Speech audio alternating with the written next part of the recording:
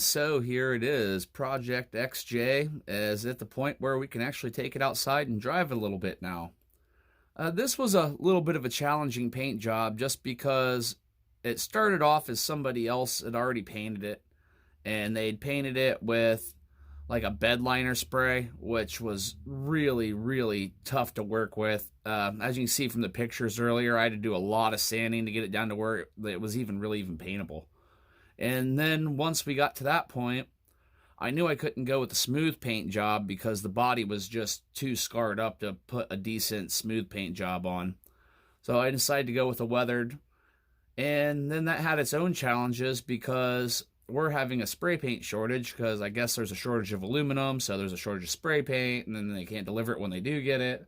So I was having a hard time finding the colors I wanted, but I was able to find a green close to what I wanted. I probably would have liked one shade darker, but this is going to turn out just fine. I was able to get the interior. That interior, you had two choices on Amazon, red or black. If you got it in red, it was $15. If you got it in black, it was $30. I was repainting it anyway, so I got it in red. So $15 for interior for an SUV, not bad at all. I picked up an action figure and got him mounted in there.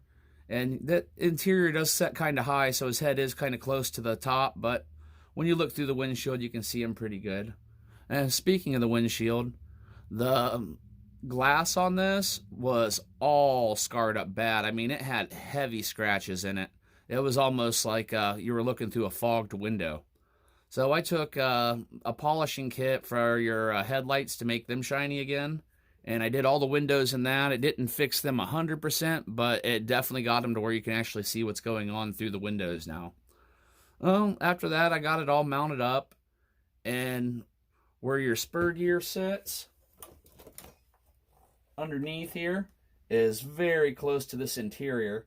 So what I had to end up doing with that is I heated it up and then bubbled it out around the spur gear itself, almost making like its own housing. So that was kind of neat.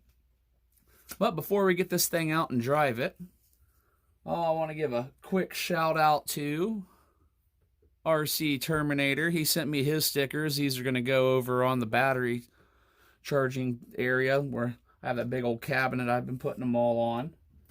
And then also while we're on that subject, want to give a big shout out to Cliff over at GI Mechanic Scale Modeling. He sent me his shop card. Thank you very much. I'm going to put links to both these guys' channels in the description if you want to go check them out. And then when I was at a new hobby store I found about a month ago, it's been 40 minutes from my house for years, and I never knew about it. It never came up in the Google search, but I ended up stumbling across it, and it's called Hobbies Galore. It is in Columbus, Ohio. They have an amazing selection of collectibles in general, not just RC stuff. They have classic toys, modeling, collectibles, just tons and tons of stuff in there, and a pretty knowledgeable staff. So if you're in the Columbus, Ohio area, might want to check them out. But yeah, let's get this thing outside and see what it does.